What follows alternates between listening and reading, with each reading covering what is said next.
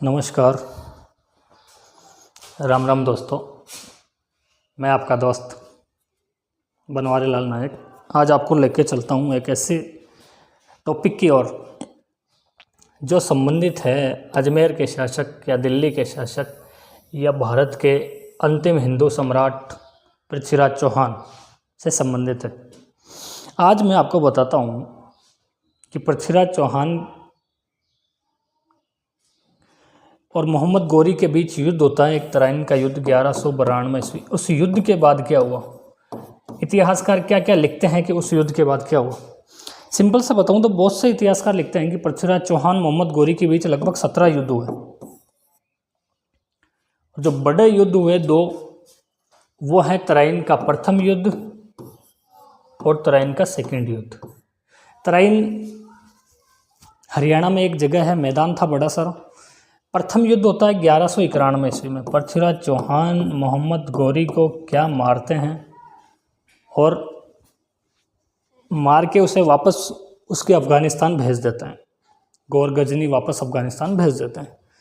उसके बाद तराइन का द्वितीय युद्ध होता है युद्ध 1192 ईस्वी। इतिहासकार लिखते हैं कि इस युद्ध में पृथ्वीराज चौहान की हार होती है।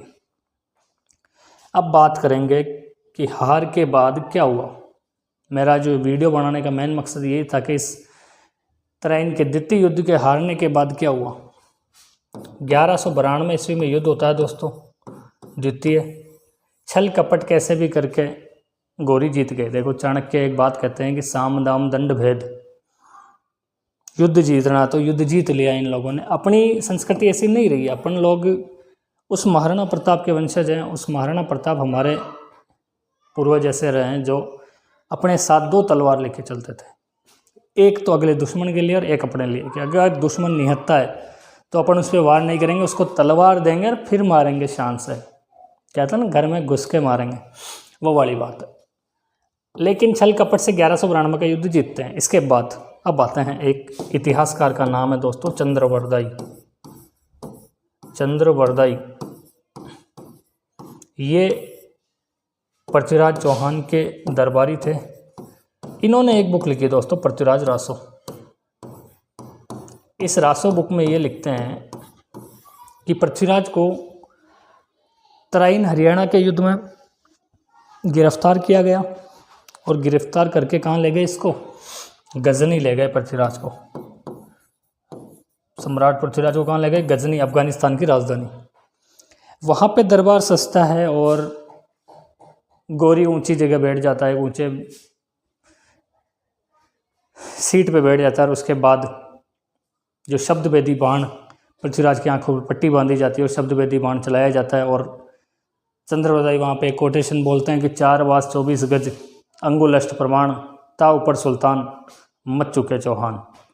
और उस वाक्य से पृथ्वीराज चौहान तीर मारते हैं और गौरी को सल्टा देते हैं। भाई साहब, गौरी को मार दिया जाता है। चंद्रवरदाई की पृथ्वीराज रासो इस युद्ध के लगभग बताते हैं कि इस युद्ध के बहुत टाइम बाद की बताते हैं। इसकी सत्यता पे भी क्वेश्चन उठते हैं कि पृथ्वीराज रासो हिंदी की बुक है, इसमें हिस्ट्री का मतलब इस पे मनगढ़ंत कहानियां बनाने का आरोप इस पृथ्वीराज रासो पे लगाया जाता है। कुछ इतिहासकार ये कहते हैं कि गौरी ने पृथ्वीराज को पकड़ा और अजमेर में लाते हैं, एक पिंजरे में खड़ा कर देते हैं पृथ्वीराज को और लगभग 10-11 दिनों तक उस पिंजरे में भूखा प्यासा रखते हैं। और जो गौरी की सेना थी वो पृथ्वीराज के पत्थर मारती जाती है उस पिंजरे के अंदर और पृथ्वीराज की मृत्यु हो जाती है। कुछ इतिहासकार ऐसा लिखते हैं। लेकिन दोस्तों, एक इतिहासकार का नाम है हैत सिंह वघेला। हैत सिंह वघेला एक बुक लिखते हैं, उसका नाम है राजस्थान का इतिहास।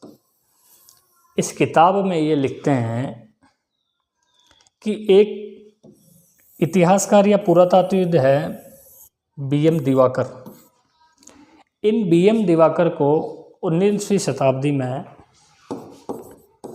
अजमेर का जो किला है तारागढ़, उस तारागढ़ पे एक सिक्का मिलता है, एक सिक्का मिला BM दिवाकर को। अजमेर के किले तारागढ़ पे एक सिक्का मिला। उस सिक्के के एक तरफ तो गौरी का चित्र है, मोहम्मद गौरी, और एक तरफ पृथ्वीराज का चित्र है। ये सिक्का भाई साहब हेत सिंह वघेला लिखते हैं कि ये सिक्का पूरे इतिहास को बदलने का सामर्थ्य रखता है। आखिर इस एक सिक्के से क्या हो सकता है? यहाँ से इतिहासकार ये डिसीजन करते हैं कि सिक्के के एक तरफ तो लिखा हुआ है पृथ्वीराज का चित्र, एक तरफ है मोहम्मद गौरी का चित्र। इससे ये आइडिया लगाया जाता है कि पृथ्वीराज उस युद्ध में हारते हैं, तराइन के द्वितीय युद्ध में। युद्ध में हारने के बाद दोनों में मित्रता होती है और पृथ्वीराज अजमेर का शासन चलाता है। उसके बाद दोनों मित्रता हुई, तो जैसे अंग्रेजों और भारतीय राजाओं में मित्रता हुई, तो एक जो सिक्के अंग्रेज भारतीय राजाओं ने जारी किए, तो उसमें एक तरफ तो विक्टोरिया या अंग्रेज की महारानी एलिजाबेथ का चित्र आता है, दूसरी तरफ उस राजा का चित्र आता है मित्रता होने के बाद। तो शायद यहाँ पे भी ऐसा ही हुआ, मित्रता हुई दोनों में, पृथ्वीराज ने सिक्के डलवाए, जारी किए, एक तरफ पृथ्वीराज का चित्र, एक तरफ गौरी का चित्र। और फिर कुछ टाइम बाद दोनों में अनबन हुई और गौरी ने पृथ्वीराज को मार दिया। तो ये दोस्तों इम्पोर्टेंट मैंने इसीलिए लाया, मैं हेत सिंह वघेला की बुक राजस्थान का इतिहास में इन्होंने BM दिवाकर का हवाला दिया और कहा कि एक सिक्का ऐसा था जो ये बताता है कि पृथ्वीराज चौहान की मृत्यु गजनी या कहीं नहीं होती है, अजमेर में भी नहीं होती है। उनकी मृत्यु दोनों में मित्रता होती है और उसके बाद उनकी मृत्यु की जाती है या उनको बाद में मारा जाता है। तो ये दोस्तों एक हेत सिंह वघेला की बुक के हिसाब से मैंने आपको ये बताया है कि पृथ्वीराज चौहान के तराइन के द्वितीय युद्ध के बाद में क्या क्या होता है। अब आपको जो ठीक लगे दोस्तों वो आप मानना। इतिहास की घटनाओं पे या आपका खुद का माइंड कितना चलता है, आप कितना उन पे विश्वास कर पाते हो, ये डिसाइड करना आपका खुद का डिसीजन होना चाहिए। धन्यवाद दोस्तों। जय हिंद, जय भारत।